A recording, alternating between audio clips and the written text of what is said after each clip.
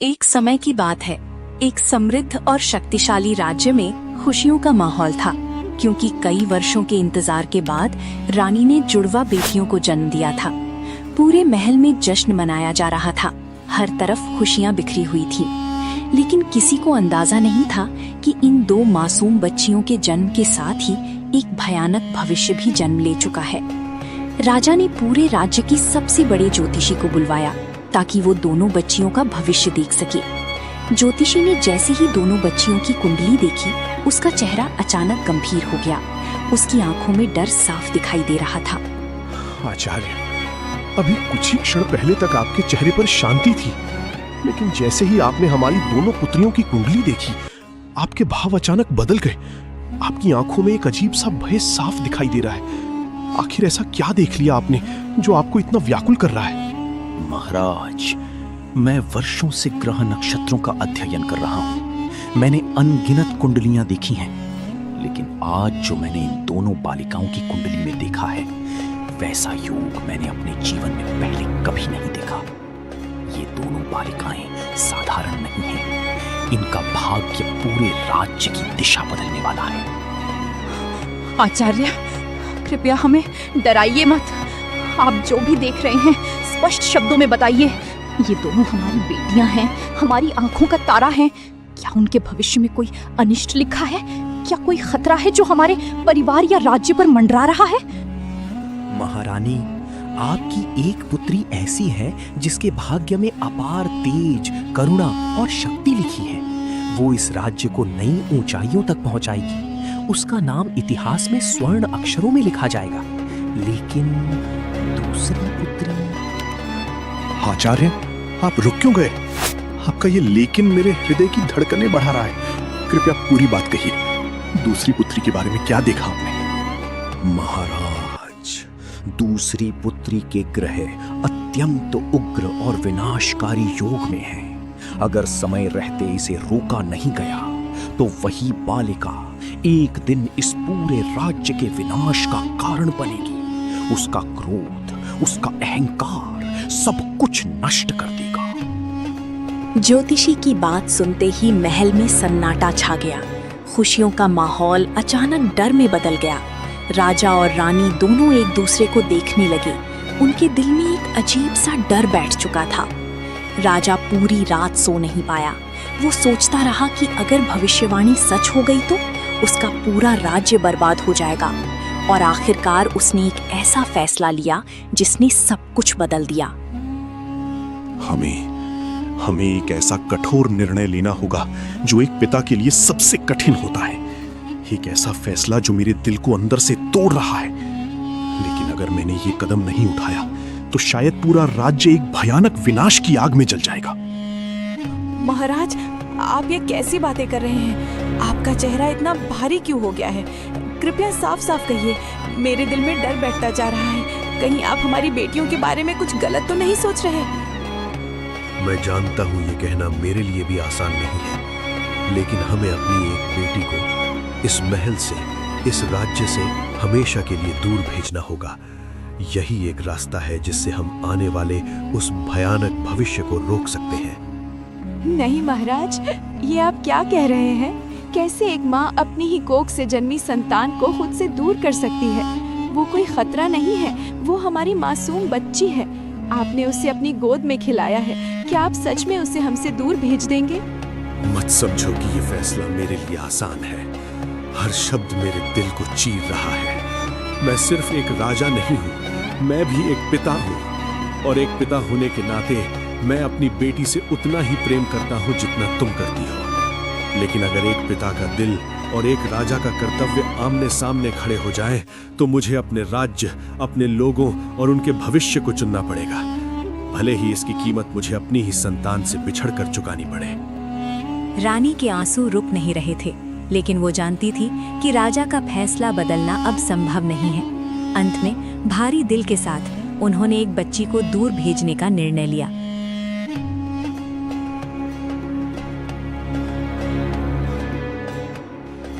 मेरी बच्ची, मुझे माफ कर देना। एक माँ होकर मैं तुम्हें खुद से दूर भेज रही हूँ। ये मेरे जीवन का सबसे बड़ा दर्द है। काश मैं तुम्हें अपने सीने से लगाकर हमेशा के लिए रोक पाती, लेकिन हालात ने मुझे मजबूर कर दिया है। तुम जहाँ भी रहो खुश रहना मेरी बेटी। महारानी, आप चिंता ना करें, मैं अपने प्राणों की बाजी लगाकर भी राजकुमारी की रक्षा करूंगा। मैं उसे किसी भी मुसीबत के करीब नहीं आने दूंगा। उसे कभी ये महसूस नहीं होने दूंगा कि वो अकेली है। ये मेरा वचन है और मैं इसे हर हाल में निभाऊंगा। आज से ये एक गहरा राज होगा, ऐसा राज जिसे समय भी नहीं खोल पाएगा। कोई नहीं जानेगा कि हमारी 2 बेटियां थीं। हम इस सच्चाई को अपने दिल में हमेशा के लिए दफना देंगे, चाहे इसके लिए हमें अपनी भावनाओं का गला ही क्यों ना घोटना पड़े, क्योंकि अब हमारे लिए सबसे पहले हमारा राज्य है। आधी रात को महल के एक गुप्त दरवाजे से एक विश्वसनीय सेवक उस बच्ची को लेकर अंधेरे जंगल की ओर निकल पड़ा। वो बच्ची थी राजकुमारी अदिति और दूसरी बच्ची राजकुमारी वाणी महल में ही रह गई, राजसी ठाट बाट और शक्ति के बीच। उसी रात से 2 अलग अलग कहानियां शुरू हो गईं। एक राजकुमारी महल में शक्ति और घमंड के बीच पलेगी और दूसरी गरीबी और संघर्ष में, लेकिन एक सच्चे दिल के साथ। किसे पता था कि यही दोनों बहनें एक दिन आमने सामने आएंगी और उस दिन उनका फैसला पूरे राज्य की किस्मत तय करेगा। एक तरफ राजमहल में राजकुमारी वाणी ऐशो आराम और शक्ति के बीच पली, जहां उसकी हर इच्छा तुरंत पूरी होती थी और उसे सबसे महत्वपूर्ण माना जाता था। वहीं दूसरी ओर राजकुमारी अदिति एक साधारण गांव में गरीब लेकिन ईमानदार परिवार के साथ संघर्ष और सादगी में बड़ी हुई। समय के साथ दोनों के स्वभाव में बड़ा अंतर आ गया। अदिति ने दया, मदद और संतोष सीखा, जबकि वाणी ने घमंड, आदेश देना और खुद को सबसे ऊपर समझना सीख लिया, जिससे अदिति लोगों के दिलों में जगह बना गई और वाणी उनसे दूर होती चली गई। अदिति बेटी, तुमने आज फिर बिना कुछ सोचे हमारे घर के लिए पानी भर दिया और हमारे बीमार बच्चे की देखभाल भी की। सच कहूँ तो तुम्हारे जैसा दिल इस गांव में किसी का नहीं है। तुमने हमेशा दूसरों के दुख को अपना समझा है और बिना किसी उम्मीद के मदद की है। भगवान तुम्हें हमेशा खुश रखे। काकी, आप ऐसा क्यों कह रही हैं? मैं तो बस वही कर रही हूँ जो मुझे सही लगता है। अगर हम एक दूसरे की मदद नहीं करेंगे तो इस दुनिया में इंसानियत कैसे बचेगी? मुझे तो खुशी मिलती है जब मैं किसी के काम आ पाती हूँ, और यही मेरे लिए सबसे बड़ी दौलत है। राजकुमारी वाणी, आज महल में एक बड़ा उत्सव आयोजित किया गया है और पूरे राज्य के लोग आपको देखने के लिए उत्साहित हैं। सभी आपकी एक झलक पाने के लिए प्रतीक्षा कर रहे हैं। कृपया आप सभा में पधारें ताकि सब आपके दर्शन कर सकें। मुझे पता है कि पूरा राज्य मुझे देखने के लिए उत्सुक रहता है, क्योंकि इस राज्य में मुझसे अधिक महत्वपूर्ण और प्रभावशाली कोई नहीं है। लेकिन मैं तभी सभा में जाऊंगी जब मुझे उचित लगेगा, क्योंकि मैं किसी के कहने पर नहीं बल्कि अपनी इच्छा से चलती हूँ और सबको ये बात समझ लेनी चाहिए। राजकुमारी, एक सच्चा शासक वही होता है जो अपने लोगों के दिलों में सम्मान और विश्वास बनाता है। केवल अधिकार और शक्ति से कोई महान नहीं बनता, बल्कि अपने व्यवहार और निर्णयों से बनता है। इसलिए आपको अपने लोगों के प्रति थोड़ा नरम और दयालु होना चाहिए। मंत्री जी, मुझे ये सिखाने की कोशिश मत कीजिए कि मुझे कैसे राज करना है। मैं जन्म से ही इस राज्य की राजकुमारी हूँ और मुझे पता है कि मुझे क्या करना है और क्या नहीं। लोग मेरे आदेश मानने के लिए हैं, ना कि मुझे सलाह देने के लिए। इसलिए आप अपनी सीमा में ही रहें तो बेहतर होगा। समय बीतने के साथ राजकुमारी वाणी का स्वभाव और अधिक कठोर और अहंकारी होता चला गया। वो अपने अधिकारों का उपयोग लोगों पर दबाव बनाने के लिए करने लगी और धीरे धीरे महल के लोग भी उससे दूरी बनाने लगे। लेकिन कोई भी उसके खिलाफ कुछ कहने की हिम्मत नहीं करता था, क्योंकि वो राज्य की राजकुमारी थी। एक दिन महल के द्वार पर एक वृद्ध साधु का आगमन हुआ। वो साधारण वस्त्रों में था और उसके चेहरे पर एक अजीब सी शांति थी। उसने महल में प्रवेश करने और राजकुमारी से मिलने की इच्छा जताई, लेकिन पहरेदारों ने उसे रोक लिया। फिर भी साधु बिना विचलित हुए वहीं खड़ा रहा, जैसे उसे किसी विशेष उद्देश्य से आना हो। कुछ समय बाद ये बात राजकुमारी वाणी तक पहुंची। राजकुमारी जी, महल के द्वार पर एक वृद्ध साधु खड़ा है जो आपसे मिलने की जिद कर रहा है। हमने उसे कई बार समझाने की कोशिश की कि बिना अनुमति अंदर आना संभव नहीं है, लेकिन वो कह रहा है कि उसका आना बहुत जरूरी है और वो तब तक नहीं जाएगा जब तक वो आपसे मिल ना ले। इसलिए हमने सोचा कि आपको इसकी सूचना देना आवश्यक है। एक साधारण साधु मुझसे मिलने की जिद कर रहा है, ये बात ही अपने आप में हास्यास्पद है, लेकिन ठीक है, उसे दरबार में लाया जाए ताकि मैं भी देख सकूं कि आखिर वो कौन है जो मेरी अनुमति के बिना यहाँ आने का साहस कर रहा है, और उससे ये भी पूछ सकूं कि उसे अपनी सीमा का ज्ञान क्यों नहीं है। और उसने उस साधु को अपने सामने बुलाने का आदेश दिया। महल के दरबार में सभी उपस्थित थे और सब ये देखना चाहते थे कि अब आगे क्या होने वाला है। राजकुमारी, मैं यहाँ किसी स्वार्थ या लालच के लिए नहीं आया हूँ, बल्कि आपको एक चेतावनी देने आया हूँ, क्योंकि मैं देख सकता हूँ कि आपके अंदर जो अहंकार और कठोरता बढ़ती जा रही है, वो आपको और इस पूरे राज्य को एक बड़ी मुसीबत की ओर ले जा रही है। इसलिए अभी भी समय है कि आप अपने व्यवहार को बदल लें और अपने अंदर दया और संतुलन लाएं। तुम एक साधारण साधु होकर मुझे उपदेश देने की हिम्मत कैसे कर सकते हो? तुम्हें ये समझ लेना चाहिए कि मैं इस राज्य की राजकुमारी हूँ और मुझे किसी से सीख लेने की आवश्यकता नहीं है, खासकर तुम जैसे व्यक्ति से जो स्वयं इस महल के बाहर खड़ा रहने योग्य है। इसलिए बेहतर होगा कि तुम तुरंत यहाँ से चले जाओ, इससे पहले कि मैं तुम्हें दंड देने का आदेश दूं। राजकुमारी, ये एक संत पुरुष प्रतीत होते हैं और अक्सर ऐसे लोग बिना किसी कारण के नहीं आते। हो सकता है इनके शब्दों में कोई गहराई हो जिसे समझना हमारे लिए आवश्यक हो। इसलिए यदि आप अनुमति दें तो हमें इनके कहे हुए शब्दों पर थोड़ा विचार करना चाहिए। मंत्री जी, मैंने आपको पहले भी कहा है कि मुझे सलाह देने की कोई आवश्यकता नहीं है, और जहाँ तक इस साधु की बात है तो ये केवल अपना समय और मेरा धैर्य दोनों बर्बाद कर रहा है। इसलिए पहरेदारों को आदेश दिया जाता है कि इसे तुरंत यहाँ से बाहर निकाल दिया जाए। वाणी के आदेश पर पहरेदार आगे बढ़े, लेकिन साधु वहीं खड़ा रहा और उसके चेहरे की शांति में कोई बदलाव नहीं आया। उसने वाणी की ओर देखा और बिना गुस्से के अपने शब्द कहे, लेकिन उन शब्दों में एक ऐसी शक्ति थी जिसने पूरे वातावरण को गंभीर बना दिया।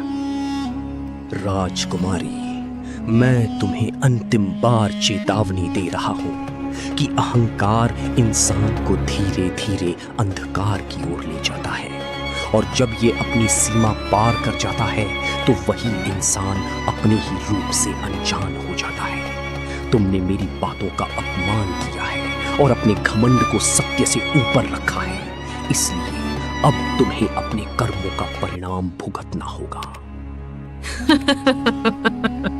तुम्हारी ये बातें मुझे डराने के लिए काफी नहीं है। मैंने अपने जीवन में कभी किसी से डरना नहीं सीखा, और ना ही मैं तुम्हारी जैसे किसी साधु की बातों से प्रभावित होने वाली हूँ। इसलिए अगर तुमने अपना भाषण समाप्त कर लिया हो तो यहाँ से चले जाओ। आज से जब भी अंधेरा छाएगा तुम्हारा असली रूप सामने आएगा। तुम्हारा यही अहंकार तुम्हें एक राक्षसी शक्ति में बदल देगा, और जब तक तुम अपने भीतर के घमंड को त्याग कर सच्चाई को स्वीकार नहीं करोगी, तब तक तुम इस श्राप से मुक्त नहीं हो पाओगी। ये मेरा श्राप नहीं, बल्कि तुम्हारी कर्मों का परिणाम है। ये कहकर साधु वहां से चला गया और दरबार में कुछ समय के लिए सन्नाटा छा गया। वाणी ने इस बात को गंभीरता से नहीं लिया और उसे ये सब एक साधारण धमकी लगी। लेकिन जैसे ही रात हुई, महल में कुछ ऐसा होने लगा जिसने सब कुछ बदल दिया। रात के समय वाणी को अपने अंदर एक अजीब परिवर्तन महसूस हुआ। उसका व्यवहार और रूप दोनों बदलने लगे और धीरे धीरे वो एक भयावह शक्ति में परिवर्तित हो गई, जिसे वो खुद भी नियंत्रित नहीं कर पा रही थी। ये मेरे साथ क्या हो रहा है? मेरा शरीर इस तरह क्यों बदल रहा है? और मुझे ऐसा क्यों लग रहा है जैसे मेरे अंदर कोई दूसरी शक्ति जाग रही है जिसे मैं रोक नहीं पा रही। नहीं, ये संभव नहीं है। मैं इस राज्य की राजकुमारी हूँ और मेरे साथ ऐसा नहीं हो सकता। उस रात के बाद महल में अजीब घटनाएं होने लगी और पूरे राज्य में ये बात फैल गई कि वहाँ कोई खतरनाक शक्ति है, जबकि सच में वो खुद वाणी थी। लोगों में डर बढ़ने लगा। महल में लगातार हो रही अजीब घटनाओं ने पूरे राज्य का वातावरण बदल दिया था। रात होते ही महल में रहस्यमयी आवाजें सुनाई देने लगीं और लोगों के मन में भय बढ़ने लगा। राजा ने कई बार कारण जानने की कोशिश की, लेकिन उसे कोई सफलता नहीं मिली। धीरे धीरे ये स्थिति और गंभीर हो गई और ये पूरे राज्य की चिंता बन गई। तब राजा को उस साधु की चेतावनी याद आई, जिसके बाद उसने अकेले जंगल जाकर समाधान ढूंढने का निर्णय लिया और वो अगले दिन महल से निकलकर घने जंगलों की ओर बढ़ गया। काफी देर तक चलने के बाद राजा को जंगल के बीच वही साधु ध्यान में बैठे हुए दिखाई दिए। ऐसा लग रहा था जैसे उन्हें पहले से ही राजा के आने का आभास हो। हे महात्मा, मैं आपके सामने हाथ जोड़कर विनती करता हूँ कि कृपया मेरी सहायता कीजिए। मेरे महल में लगातार ऐसी घटनाएं हो रही हैं जिनका कारण मैं समझ नहीं पा रहा हूँ और पूरा राज्य भय में जी रहा है। मैं एक पिता और एक राजा दोनों रूपों में बहुत चिंतित हूँ। इसलिए आपसे निवेदन है कि कृपया मुझे इस समस्या का समाधान बताइए। महाराज, ये समस्या बाहर से नहीं बल्कि आपके अपने ही जीवन से जुड़ी हुई है। मैंने आपको पहले ही संकेत दिया था कि आपके घर के भीतर ही वो कारण मौजूद है जो इस अंधकार को जन्म दे रहा है। लेकिन अब समय आ गया है कि आप उस सच्चाई को स्वीकार करें जिसे आप इतने वर्षों से नजरअंदाज करते आ रहे हैं। महात्मा, मैं आपकी बातों का अर्थ समझने की कोशिश कर रहा हूँ। कृपया स्पष्ट रूप से बताइए कि ये सब किस कारण से हो रहा है और मैं इसे कैसे समाप्त कर सकता हूँ। मैं अपने राज्य और अपने परिवार को इस संकट से बचाने के लिए हर संभव प्रयास करने को तैयार हूँ। महाराज, आपकी एक नहीं बल्कि 2 बेटियां हैं, जिनमें से एक आपके साथ महल में है और दूसरी जिसे आपने वर्षों पहले दूर भेज दिया था। वही दूसरी बेटी इस संकट का समाधान है और बहुत जल्द आपका उससे आमना सामना होने वाला है, क्योंकि वही आपके जीवन में संतुलन लाने वाली शक्ति है। क्या सच में मेरी दूसरी बेटी अभी भी जीवित है और क्या मैं उससे मिल पाऊंगा? मैंने उसे परिस्थितियों के कारण अपने से दूर किया था, लेकिन आज भी वो निर्णय मेरे मन को कचोटता है। अगर वो वास्तव में जीवित है तो मैं उससे मिलकर अपने अपराध का प्रायश्चित करना चाहता हूँ। वो जीवित है और इस समय इसी जंगल के पास रहती है। उसका नाम अदिति है और वो एक महान संत की सच्ची भक्त है। उसने सादगी, सेवा और त्याग के मार्ग को अपनाया है। वही तुम्हारी बेटी के भीतर के अंधकार को समाप्त करने की क्षमता रखती है। इसलिए तुम्हें धैर्य रखना होगा और सही समय का इंतजार करना होगा, क्योंकि बहुत जल्द तुम्हारा उससे आमना सामना होगा। महात्मा, आपकी बात सुनकर मुझे एक नई आशा मिली है। मैं वर्षों से अपनी उस बेटी से मिलने की इच्छा रखता था जिसे मैंने परिस्थितियों में खो दिया था। अब यदि भगवान ने चाहा तो मैं उससे अवश्य मिलूंगा और अपने किए हुए निर्णय का प्रायश्चित करूंगा। साधु की बात सुनकर राजा को ये विश्वास हो गया कि उसकी दूसरी बेटी ही इस समस्या का समाधान है और वो उससे मिलने की आशा के साथ वहां से महल की ओर लौटने लगा। जंगल से लौटते समय काफी दूरी तय करने के बाद राजा को तेज प्यास लगने लगी।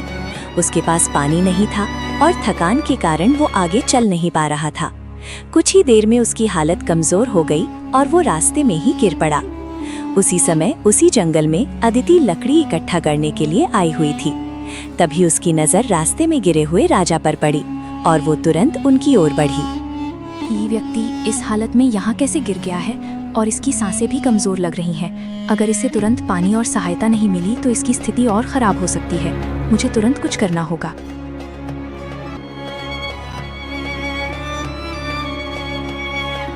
अदिति तुरंत पास के झरने की ओर जाती है और अपने बर्तन में पानी भरकर वापस राजा के पास आती है। वो धीरे धीरे राजा को सहारा देकर उठाने की कोशिश करती है और उनके चेहरे पर पानी के छींटे मारती है।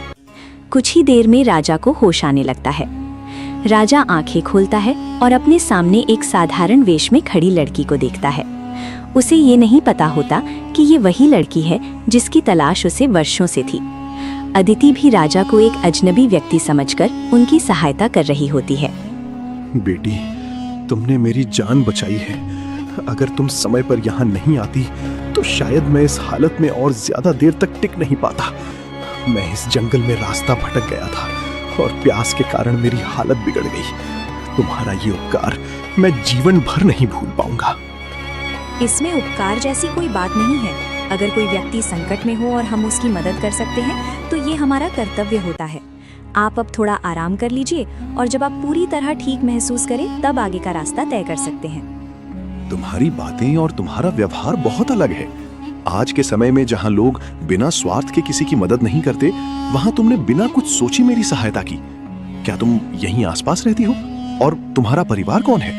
मैं तुम्हारे बारे में जानना चाहता हूँ। मैं यहीं पास के गांव में रहती हूँ और एक साधारण परिवार के साथ अपना जीवन बिताती हूँ। हम लोग मेहनत करके अपना गुजारा करते हैं और जितना हो सके दूसरों की मदद करने की कोशिश करते हैं। यही हमारे जीवन का तरीका है और यही हमें सिखाया गया है। अदिति राजा को सहारा देकर धीरे धीरे जंगल से बाहर ले जा रही होती है। दोनों के बीच बातचीत जारी रहती है और राजा को अदिति के स्वभाव में एक अलग प्रकार की सादगी और समझ दिखाई देती है। तभी उसी समय वहाँ महान संत भी वहाँ आ जाते हैं।